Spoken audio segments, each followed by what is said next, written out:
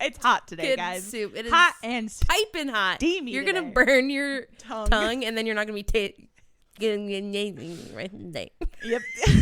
You're not gonna be able to taste anything the rest of the day. Yep. So you're welcome. Soup? Soup? Seriously?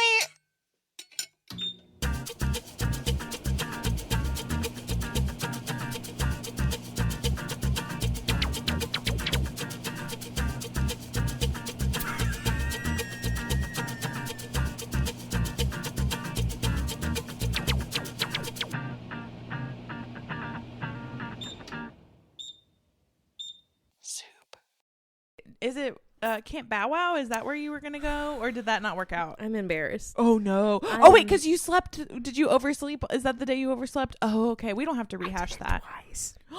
Oh, no. So I can essentially never show my face there again. Oh, no. Because, yeah, the first time I overslept and then I called them and let them know I wasn't coming. Mm-hmm. And then they called me back and said, yeah, like, it's fine. We totally understand. And they got me rescheduled. And then I was, I don't know, working or something. And I look on my phone and I was like, and it was Monday. I was supposed to take her Monday, like early in the morning. And it was like 9:30 or 10. And I was supposed to take her like 7:30 or something like that. And I just saw it on the calendar. I was like, nope, I'm not even going to call him. And I'm not even going to, I just can't go back there, which I'm bummed because I think it sounds like a really good setup. They do have other locations. So I'm like, maybe I could just go to another location or like call them in a couple weeks and be like, man, like something in the air that, you know. So. My dad died. I just couldn't. No way. No, I don't know. So. Oh, speaking of how I sound like I'm lying even when I'm not. Yeah. Can you turn my, I remember one time, who was it that died? Is that what you needed? Yeah. More yeah, in your, okay. Somebody in my family died. Who was it? Your grandpa? No, like it was recently? It was too long ago for that.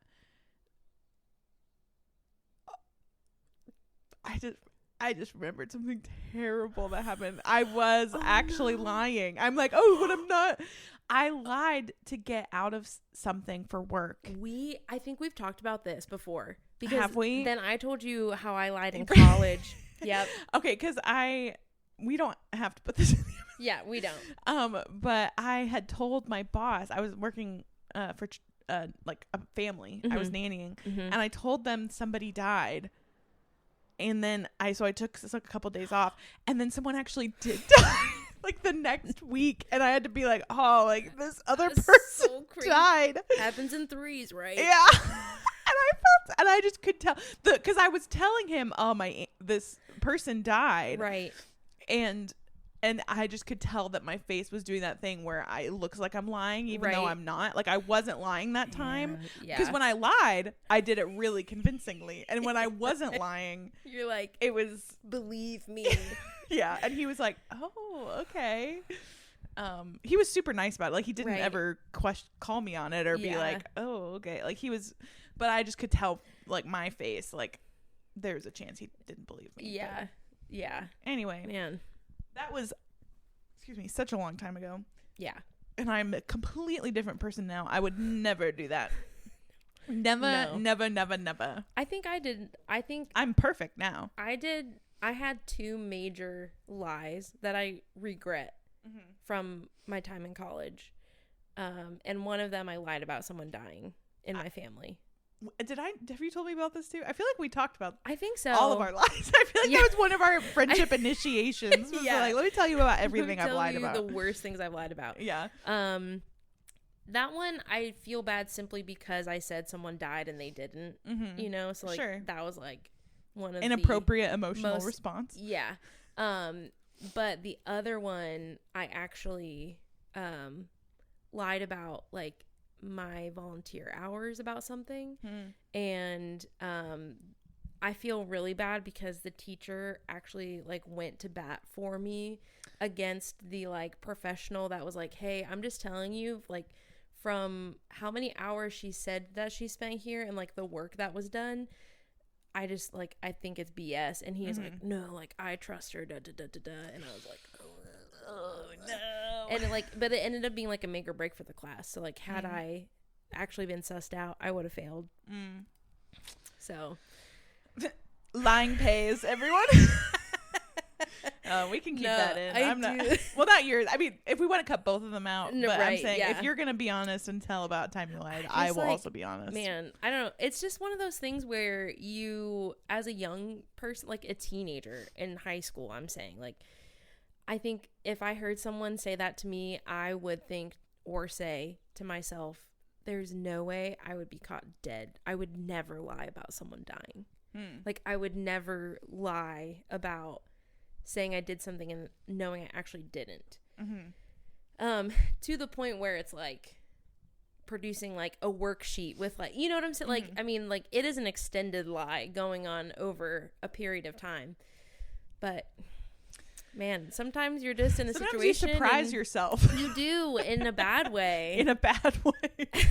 Well, that's why like I never understood or understand like in arguments when someone is like, how could you ever think I would do something like that? Right. And in my mind, I'm like, you have no idea what you're capable of. Yeah. I have no idea what I'm capable of. Right. If someone were to, if there were to be like, no offense to anybody in my life, but if someone were to be like, hey, this person killed someone and we have evidence for it, I'd be like, whoa, like, right. I didn't expect that. But there's no way that I'd be like, oh, they'd never do something like that. This person would never do something like that. Because They couldn't. Right. Like that's just to me, that's a denial state of like an argument. Like I think obviously there are people who are more or less likely to do something bad, right? But I'm like, you have no idea what people are actually capable of when pushed to, like when your specific set of criteria is met, right, for like rage or for whatever. Like you have no idea, and you might not like ever know that until it happens. Fear, intimidation, like there are so many strong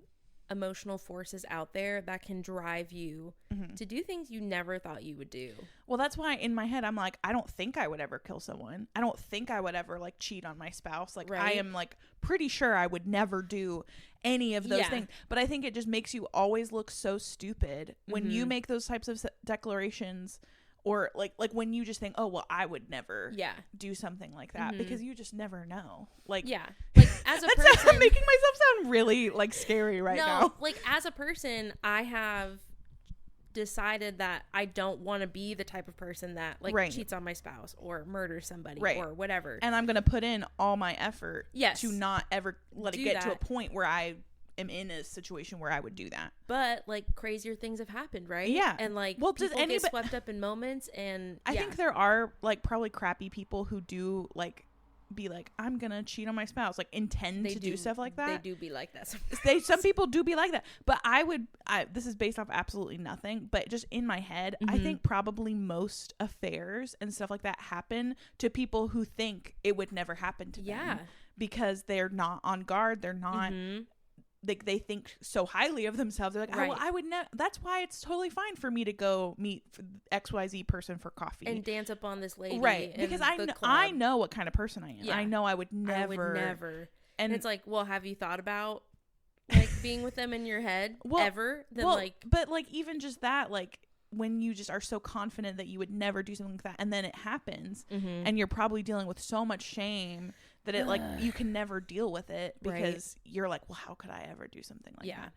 And also, going off on a little tangent, that's why I have such a hard time with like cancel culture and it being like, well, you thought this or said this at a certain time, and this is who you are, and we're gonna. And I think there's certain aspects of like public life where it's like, okay, we don't need to give this person a platform anymore because this came out about them or whatever. But as far as being like, oh, this person's trash or this person's whatever because of XYZ, and it's like we're all trash. Like we all think and say and do crappy things. Right. Like why is this person just like eliminated from any positive social interaction? Right. Because they got caught. The only difference between me, like and someone famous is like, I got to mess up and say really dumb stuff in the comfort of my junior high school around like 50 other people. Happened to not post it on Twitter. Yeah, we didn't even have Twitter then. So the only difference is like they said it online and I didn't. And so, again, not to say you don't deserve consequences for your actions, or that there aren't people who do deserve punishment or do deserve certain things. But I'm just talking about like, you know what I'm. Yeah, it's you listener, like, you know what I'm trying to say. You know, like we as a culture go against you as a person because of this one thing that like you said or did, and this is the crux of who you are. Yeah, like and there's like, no redemption. There's no coming back from it. That is final. But by doing that, I think we feel the inclination to do that because it makes us feel better about ourselves. Like it makes us feel more righteous to pass judgment on somebody else and decide like, well, they did and said this thing. And like you were saying, I would never do XYZ thing. And therefore I'm a better person. And it makes me feel like a better person to condemn this other person. It makes me feel just. But when we live in this system where your value is the same as the worst thing you've ever done. Like there is no room for error. And even the people who think they're expressing their self-righteousness by condemning somebody else, you're creating a standard where nobody can ever be a good person. Yeah. Because even though you're the one passing judgment right now, if your inner life were exposed and you've already decided this is the standard I want to live by, which is that you are the sum of your worst day, right? Then like we're all screwed. and like how other people perceive your worst day, like obviously there are some universal actions or words that are done or said that's like I'm not talking about like it came wrong. out that they sexually abused someone, right? I'm talking about like they have an tweets. opposing they have like an opposing viewpoint or like say something that's a little bit like, ooh, that did not sit well. Yeah cool. Well, anyway, I just saw Ian pull in the you drive. did? Okay. I said in the car, but he pulled in the car. Pulled in a driveway in the car. Yeah. But it's like, and so, it's like the perception, though, of like, oh, what that person said was like totally out of control or whatever. But it's like a lot of those things are just like perceptive. Like, I mean, some people in the world don't agree with how you view what someone tweeted. And so it's like you're now holding them to the standard that you're going to be held to by someone else. And like, would you really want to be just like demolished for one thing you tweeted? No. Was that the trash can? That was the trash. Ian's rolling the trash can back up to the house because he's amazing. He is a manly man. Manly man. Food. I want to go off on another sort of social media-esque rant real quick. Yes. So this is very niche. I'm sorry. I do not like that choice of what I just did. Rewind. It was gonna like really bore a hole in my head. Do you want to retry me saying that? I do. Okay, I want to go off on another like social media related rant, even though it is very niche and not everybody is going to relate or understand it. Okay. There's this guy named Ian Mansfield, and he just walked in the door. Oh my goodness.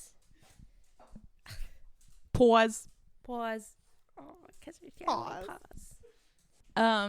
Okay, so I saw this post from this guy named Mark Driscoll. Does anybody know who Mark Driscoll is? Why do I know that name? He's a pastor who's very much fallen from grace for his kind of toxic views and basically running his church into the ground. Okay. If you're looking for a really interesting podcast, that's not ours. That's not ours. First off, in the wrong place. Yeah. Just shut this down and go right over there. But there's a podcast from Christianity Today called The Rise and Fall of Mars Hill. Oh, and it's basically the story of this man's church. And do you want to wait for just a second? No, I don't. Okay. I was making big eyes at what you were saying. Oh, okay. About the sounds. Anyway, so he's been canceled, but of course he's replanted a different church, and he's like kind of back on his BS under the name Dark Miscoll. Dark Miscoll. I love that. That's so funny. Normally I would try to avoid saying his name or like alluding to anything, but like I don't really care. Yeah. He's a very specific kind of person, and he and I probably would not get along on many things, so I'm just gonna put it out there. Yeah. But he's very like pro men.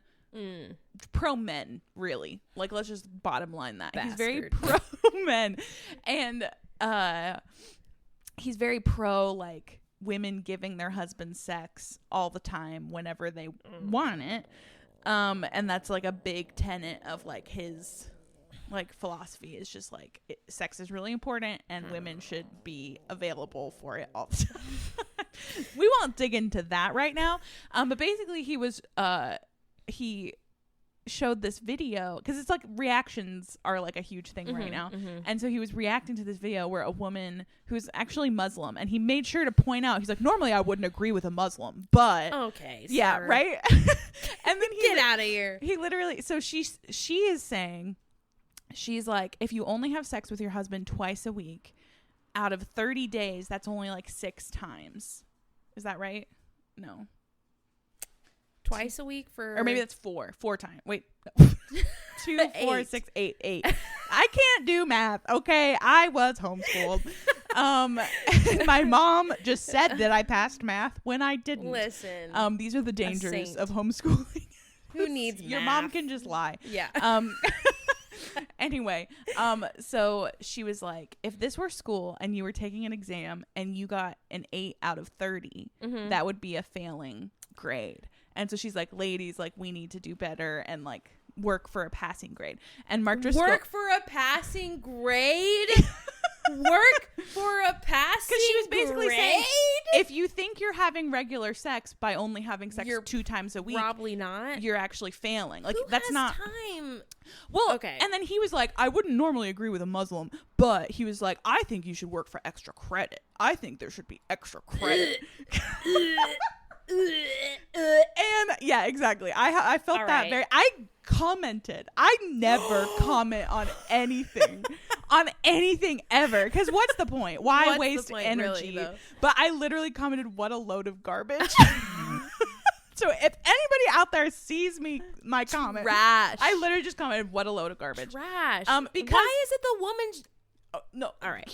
We don't need to go in. We could talk for hours about really how dumb this point is. Maybe we should do a whole podcast on that and like just like say this next is week. Not for safe. But not for safe, not safe for work, not for safety, not for safety. But the thing that really has been rolling around in my head since watching that video is how dumb it is. Like how much, I don't know if the right word is logical fallacy, but it is an incorrect argument to be like, this thing is like this thing. Because you know what is not like taking an exam in school? Sex with your husband is not taking an exam in school. And so unless he grades you, which is yeah, I guess whatever. The look I just got from Ian from the kitchen, that was hilarious. But like to say like if you, but like your brain, when you initially hear that, your brain doesn't catch it, and it's like immediate, at least for me, it's like immediate shame of like, if you're only having sex 2 times a week out of 30 days, that's 2, 4, 6, 8. That's 8 out of 30, and that's a failing grade. And so immediately it's like, oh, like that's bad.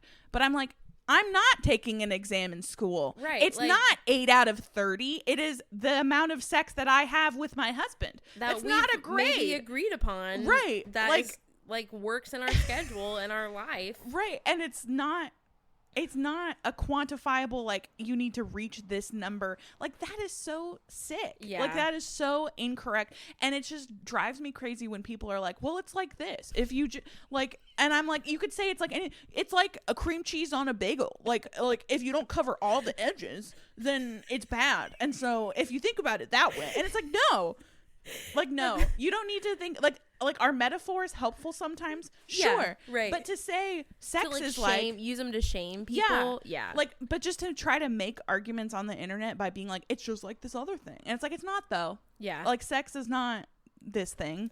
Or like trying to say like, oh, it's like, I watch some like anti-pyramid scheme, anti-multi-level marketing content because I find it interesting. And it's just so funny to see people in MLMs, in pyramid schemes, in network marketing, and they're like, oh, like your company that you work for is structured like a pyramid too. Like it's the guy at the top and it's the whatever. What a crazy like thing. You can just say things. Like you can just say things. Be like, it's just like this, and it's like, what? It's not. You could say like the Earth is just like a snowflake. It's this, and it's like, no, not really. Like you could say like, I don't know. You just can say whatever the heck you want, and if you say it in a way that sounds convincing enough, people are just gonna be like, yeah. And people like Mark Driscoll are gonna be like, have you seen that clip of the it's like a baking show with those two hosts that like crack each other up all the time? It's a man and a woman. No. As the host. Anyway, they have this chef on, and he makes this dish, and this lady's like, oh, like if you really think about it, it's closer to a carbonara. And he's like, if my grandmother had wheels, she'd be a bike. He's like, what? That doesn't make any, like, you're not making any sense. Like, so. This is not the same thing. Like, you can make comparisons about things, but, to say that, like, if you think about your sex life as if you were taking a test, it's like, you need to just stop there. Like, don't think about your sex life as if you're taking a test. Right. Like, that's not helpful. Like to anybody in any situation. Yeah, you want to make it this obligatory like numbers game. Right. No, you don't want it to be like that. That sounds really fun for you, Mark. I'm sure your wife is having a great time. Anyway, so that's my little rant of the day. Yeah. Oh, his name is on the berries. Who? At the store. Driscoll. Yep, that's him. I was like, I've seen that name somewhere else. Part-time berry farmer, Mark Driscoll. I ain't eating his berries anymore. His wife's not either. So. Ian making so much noise. No, it's fine. I can't really hear him.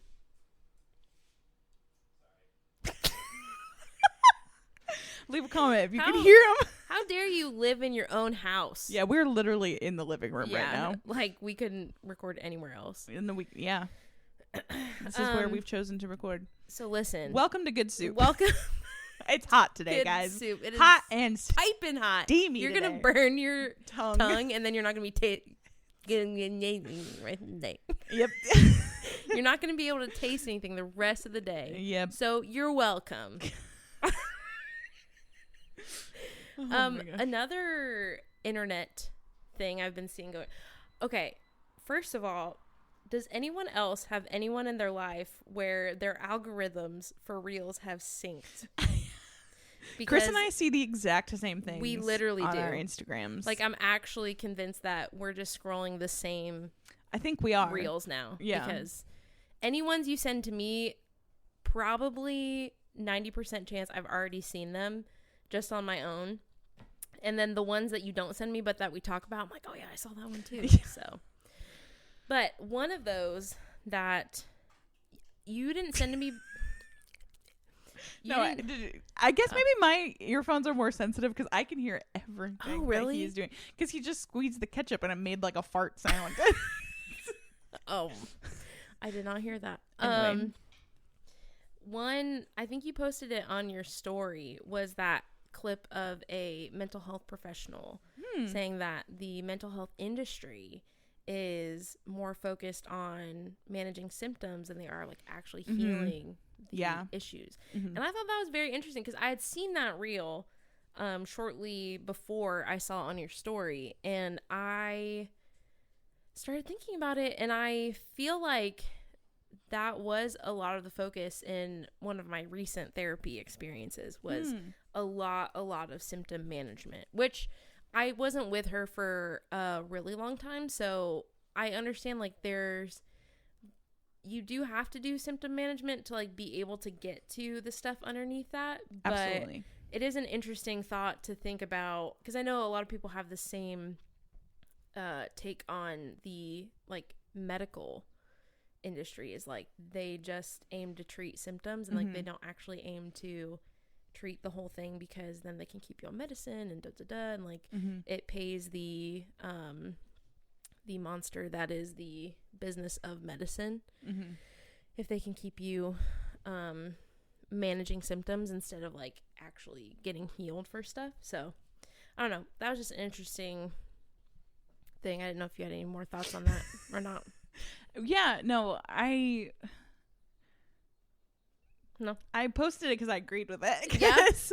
No, which is funny because I feel like in my personal experience, I've had kind of the opposite. Well, not the opposite. Because what I was going to say was, like, I feel like our culture is so inclined, like, we really love the comfort of having a label of, like, well, I have depression, or I have anxiety, or I have ADHD. And I feel like that encourages more symptom management, because then your disorder becomes part of your identity. And why would you want to, replace part of your identity? Yeah. Why would you if you're not anxious anymore? Right. Like, people don't know how to pursue XYZ. For whatever reason, like moving beyond their disorder, or moving beyond, like, it's part of who they are. And so it feels almost more comfortable to be able to be like, well, I have this and this is what I have to do to get by.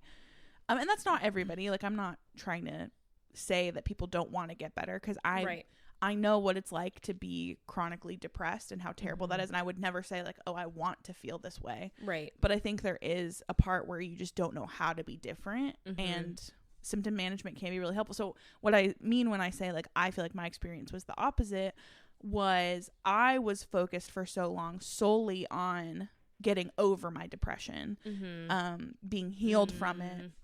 And that ties a little bit to more like spiritual healing and that sort of thing. Growing up being told that, like, oh, well, Jesus will take away your depression, like, just spending time with God and your depression will leave. God, like, depression can't stay in the presence of God.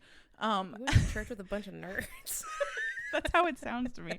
No, they never sounded like that, but in my head, because those are very popular things to say in the evangelical sect. And that wasn't reality for me. So I got so burnt out and hopeless and desperate, trying to get rid of my depression and trying to eradicate it from my life.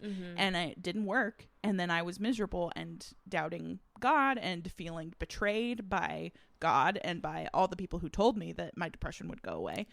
And so I feel like I had kind of the opposite with the medical part of it. Is my depression got so much better, and I was finally able to get to a place of like remission when I accepted it as a diagnosis and as something that wasn't going to go away. So I feel like I'm kind of I'm not preaching two different things, but I feel like it's funny that I feel one way, but my own personal experience was kind of different, of like, I don't like go around telling people like I'm depressed or I struggle with depression, because I don't want it to be part of who I am. But in dealing, I guess I'm just kind of making a fool of myself because I don't really know what I'm trying to say. But in dealing with saying like, this is just something that I have. This is something that I'm probably always going to have. Right. And I need to learn how to deal with it, has been really helpful. And now I'm realizing this has, like, I'm saying pretty much the opposite thing of what this video was. Is like, I think I am seeking to deal with the root and the like cause of it, but I don't like, so I'm acknowledging it, dealing with the symptoms as they come up, but also not wanting to adopt this as like my identity. Yeah. And make myself dependent on like these coping mechanisms or whatever. Because I do think that there is a weird hyperfixation on a diagnosis or a label that makes you feel seen or can help you understand what's going on in your own emotional landscape. But like, I think it doesn't have to be part of who you are forever. Right. Like, I think that it is helpful to let some of those things go. And, I mean, like, I don't know. To me, it's kind of similar to like, if you have, like, let's say you have chronic headaches, like, medication obviously can be very helpful for that. And like, that is a lot of like symptom management, right? Because I don't know that we know like exactly, or I guess there can be like a lot of different reasons why you are maybe having chronic headaches. But like, if there were a way to cure like having headaches, then I would think that you would want the cure instead of just like, okay, like I take my Excedrin every day, or I take my caffeine every day or whatever. But I think there's like no clear, like, and it's not like a one size fits all thing either, you know, like for some people, I think you do get more, like lasting or deeper, like more obvious benefits or like healing from certain things. I don't know what I'm even saying anymore either. I feel like we really lost ourselves in this one. No, well, so I work for a nonprofit that focuses on mental health. And that's kind of part of the reason I shared that is because I believe it, but it also is kind of the attitude of the nonprofit that I work for, is that we're not just treating like symptoms. Like, for instance, if you struggle with like panic attacks, and it's good to have skills to learn how to cope with that, like, in the moment. You need coping skills. But it also is helpful to dive into like, why am I having these in the first place, instead of just focusing on, here's what I have to do to be in an environment to never feel this way. And I think that's part of what I feel like you didn't quite like cover this exact portion of it, but I think one of the things that she said in that video was like the avoidance of negative like feelings and negative like trying to create sort of an insulated life so that you never experience your symptoms. Like, you're always patching holes to deal with your symptoms, and attempting to never experience anything negative, like negative feelings in your life.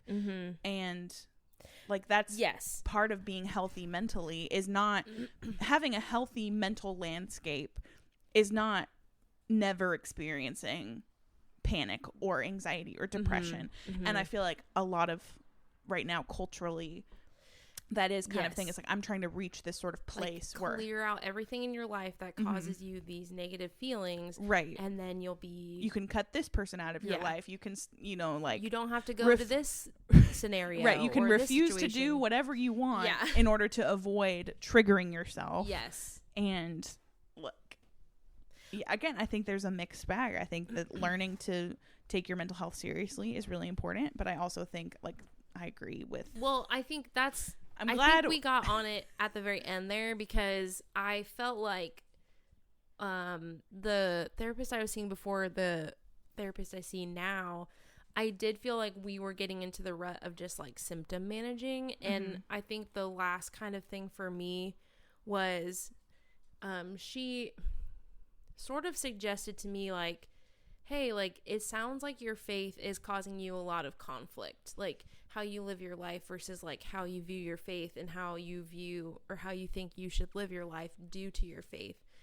And like, in not so many words, I felt like she was kind of suggesting to me that, like, the same one. Okay, we have the same therapist, and that was the same thing that I experienced. That's crazy. She kind of just like suggested to me, like, well, it sounds like this thing is giving you a lot of conflict, so like maybe it's okay to consider like letting go of, not like letting go of my faith, but just like maybe not taking a step back. Or like not implementing the values from my faith like into my life. And that was the moment where I was kind of like, for some people, maybe that is what they need to do, and like that brings a lot of value to their life, and that I'm not discounting. But for me personally, like, I have made a personal choice that like that faith is something that I want to pursue my whole life. And so like kind of like taking a step back, or thinking like, well, this is just like the puzzle pieces aren't quite fitting, so like I'll just remove this piece, and like, because it's causing conflict. And it's like, well, that's just something I've decided I don't want to do.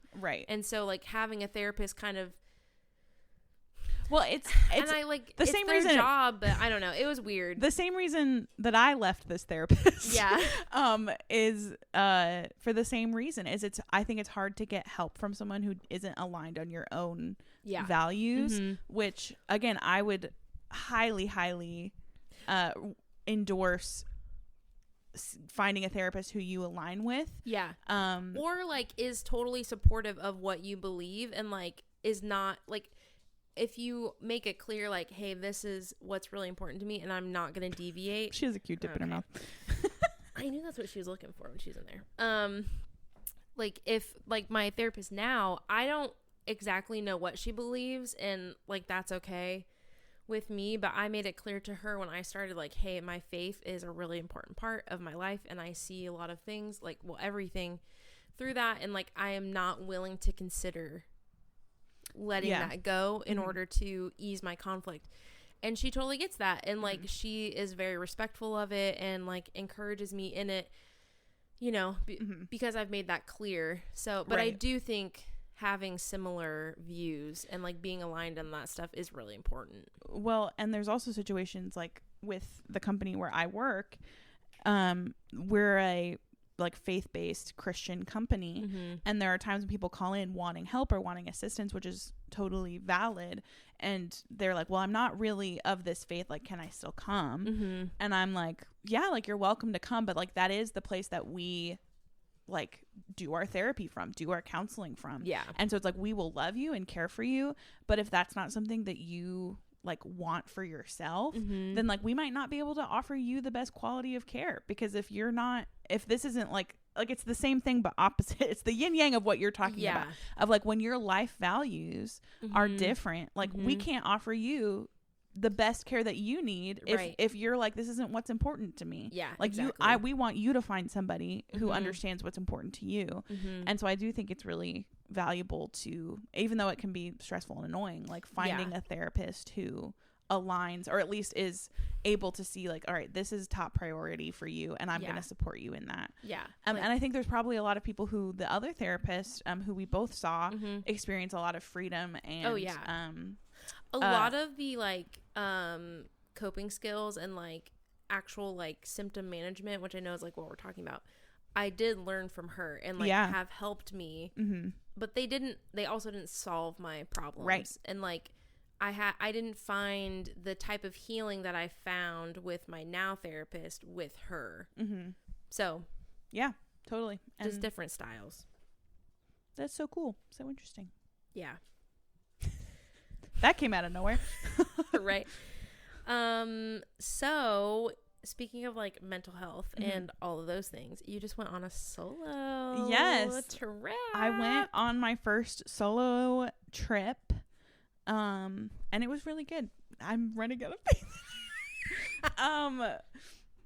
No, it was really good. What's funny is I've talked to a couple different people about it, and it is not something I think that everybody would get something out of. Like, I don't think, like, for instance, my husband Ian, if I were to be like, hey, like, you should totally go on a solo trip, like, to the woods by yourself, and just, like, get alone with God and read, and, like, that would do nothing for him. Personally, like, that is not something that he, like, would benefit from. And so I find it really interesting, just different people and different needs, and what would make them feel connected and what would make them feel really grounded. But for me, this was the ticket. This was the cha-ching money in the bank. Sweet. So yeah, I had a great time. I am the type of person who, for a lot of my life, I am like, all right, this is going to be the thing that changes me. Like, this is the moment where I'm going to have this watershed kind of, like, like, everything is put into perspective kind of. And but, like, instead of just having an epiphany, it's me deciding, oh, my epiphany is going to be now, or at this day, or whatever. Like, this is when the I thing. Get up at sunrise at the beach and have my journal. That's when my epiphany is going to be. And then it's always just, like, a little disappointing when it doesn't happen, which is, like, you just have to realize, like, oh, like, I can't always orchestrate these moments, but in my mind I'm like, oh, I can. And so it's always just like, oh, like, I disappointed myself. And so because I've had so many of those experiences, I booked this trip, and I was like, all right, it's not going to be that. Like, this is not going to be anything special. This is not so going to be, it's going to be boring. I'm just going to go and I'm going to sleep, and I'm going to come home and be like, oh, like, all right, well, my weekend's gone. Like, I kind of went and be like, all right, the best thing that I'm going to do is sleep. Like, if I sleep in on Saturday, it's going to be a win. I'm just not going to expect anything from myself. So I went in with, like, reverse low expectation. Like, I was like, my natural instinct is high expectations. Right. So I'm going to counteract that with extremely low expectations. And I went in and it was way different than I expected it to be. It was not like a watershed, like, oh my God, my entire life is different. You know what it most felt like? What? It most felt like a return to like who I am. I know. We can't be serious for 5 seconds. Actual heck. I didn't have any like major epiphanies, but I returned to who I am. Well, here's the thing is in my mind, again, with this whole like, oh, this is going to be the start of my new life. Yeah. It's like, I'm going to become a different person. Like morph into something I am going to like, like just magically transform into a completely different person. Yeah. And like, obviously that's stupid and is not how anything has worked ever in my life. But like this, I felt like so myself. Like I felt like, oh my gosh, like this is who I am. And so it wasn't like this big, in my mind, what I think of as like an epiphany or a newness of like, I've transformed. I felt just a return to like who I am.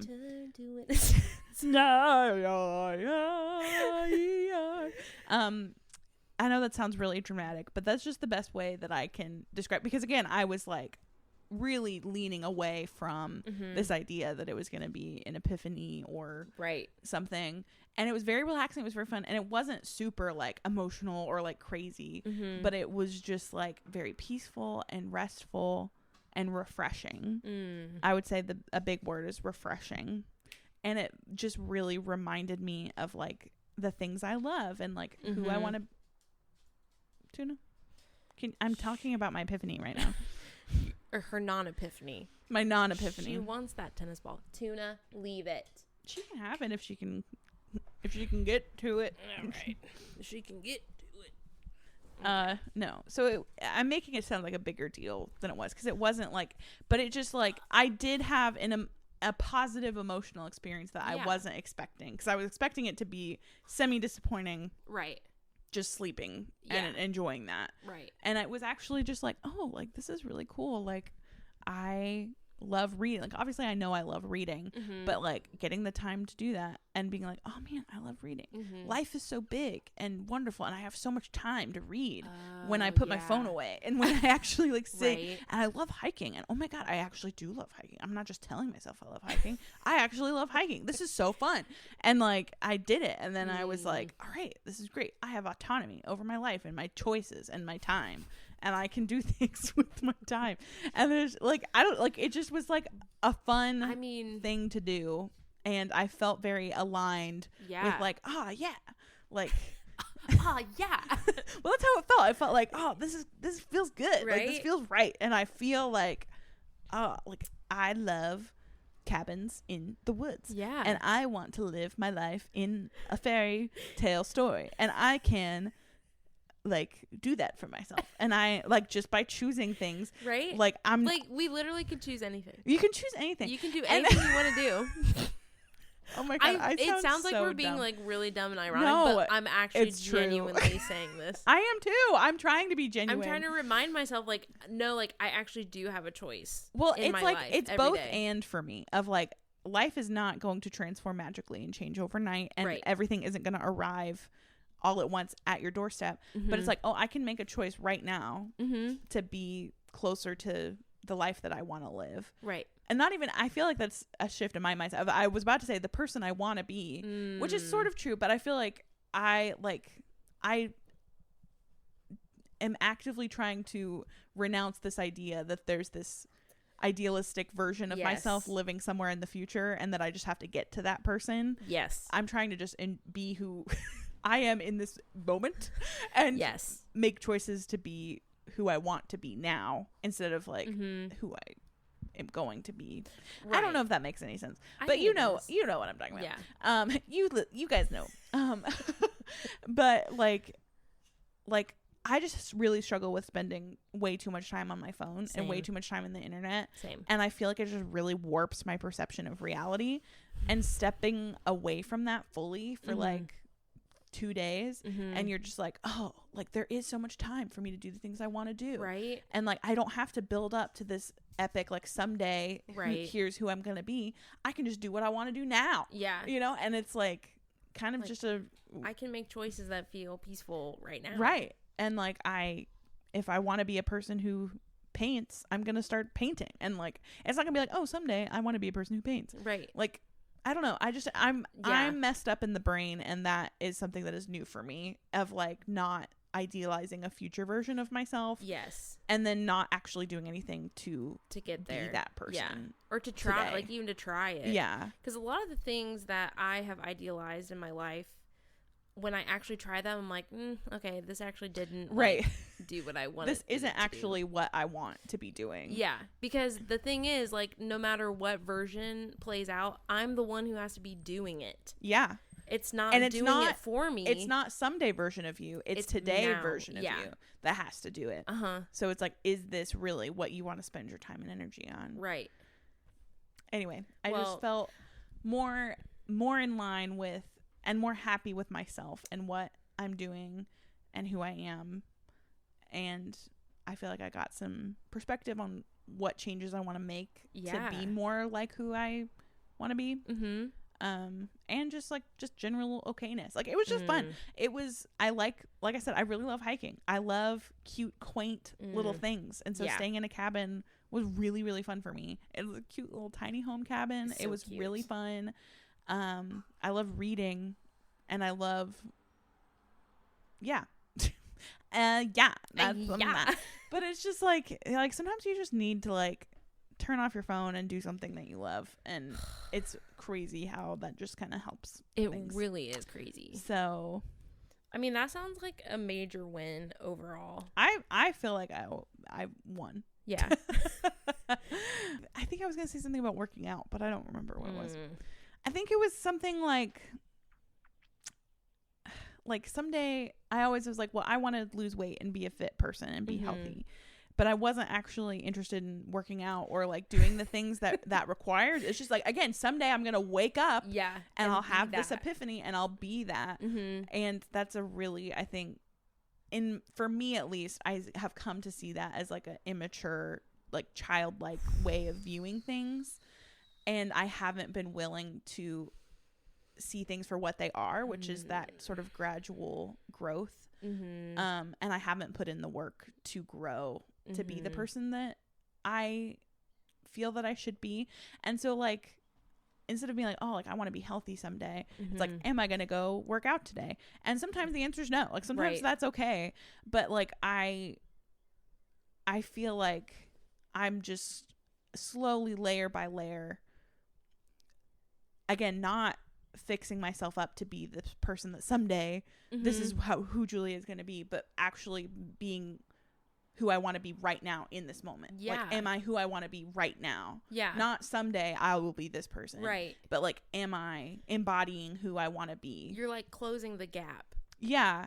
And like, and being okay with the flaws and the deficits that everybody has, that I will have in the future. Cause like, there's never this imaginary finish line of becoming who you're supposed to be or who you think you're supposed to be. Right. And like, I think I kind of in some ways put that to bed a little bit over the weekend, because I have always kind of felt like, well, someday I'm going to do, there's a certain couple of things that I was like, this is what I'm going to do with my life someday. And I'm just kind of waiting. Yeah. For the someday. Like, that's just kind of like, I'm just kind of finding stuff to do. Right. Until I somehow do this completely different life path that isn't anything that I've invested in. I'm gonna scroll and save, this is talking to me, like I'm gonna scroll and save all these funny reels, and then someday I'll be like a music artist. Yeah, exactly. That's the vibe. And I feel like I'm like, what do I actually want for my life? Like, what do I actually want to be doing? And I know this sounds kind of sad, but I kind of came to this piece that like the big things that I thought I wanted for my life, maybe I don't actually want them. And maybe I want my life to be sort of simple and quiet and maybe not super monumental. Yeah. And like, that has to be okay, but like, am I okay with that?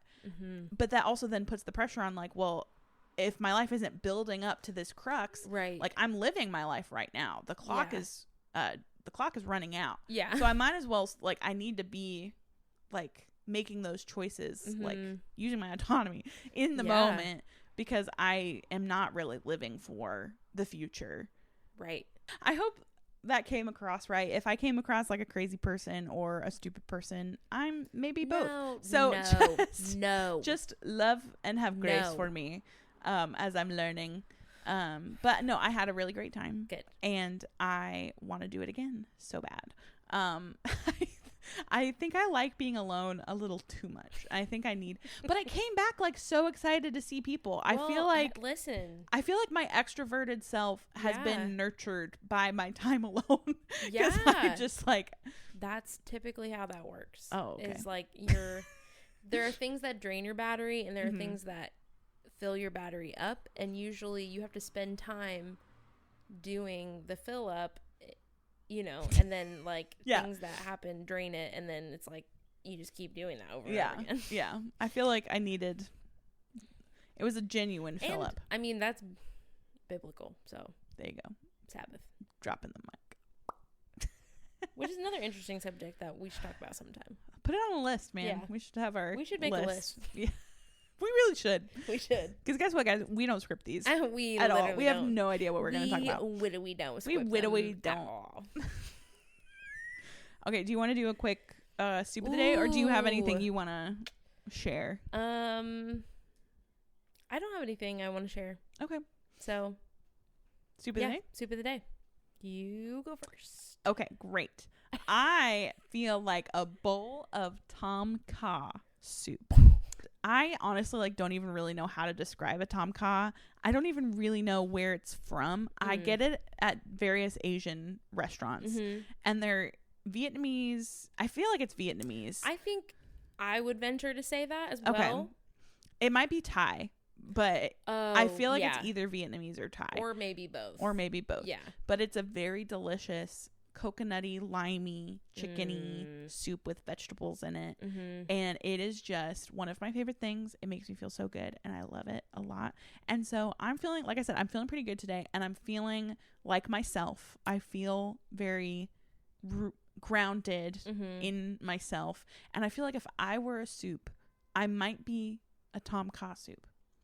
Just like in general? Maybe it's just my favorite soup. Well, no, I don't know if it's my favorite soup, but I feel like reflected in my personality, I feel like that would be like who I am. Okay. And I just okay, you're like, well, I don't know about that. No, I was like, okay, yeah, like that's... yeah. So I really like it, and it's a pretty great soup. I like it. I'm picturing like the spiral like pork. I don't think. Oh, a fish cake. I think cake? what I'm picturing is not. I think you're picturing ramen. Yes, I am picturing ramen. Yeah. So maybe that's what I feel like today. Hey. Is ramen. Ramen is really good. I freaking love the noodles and that like spiral piece of meat they put in there, the egg, and the broth is just so like savory, but also somehow creamy. Like, how do you make a watery broth taste creamy? Watery broth. Watery broth. How do you do that? I don't know. It's real good though. It is very good. I have had ramen for like my past like 3 birthdays because it's just a good choice. Yeah, it's just a good choice. Maybe I should learn how to make ramen. I like how both of us are just like ramen. Now I'm like, I really want ramen. All right, well, we'll leave you with that. Yep. Have a good week. Go get some ramen. Soupies. Groupie soupies. Soupy groups. No. We'll workshop it. Yeah, we'll do. Bye.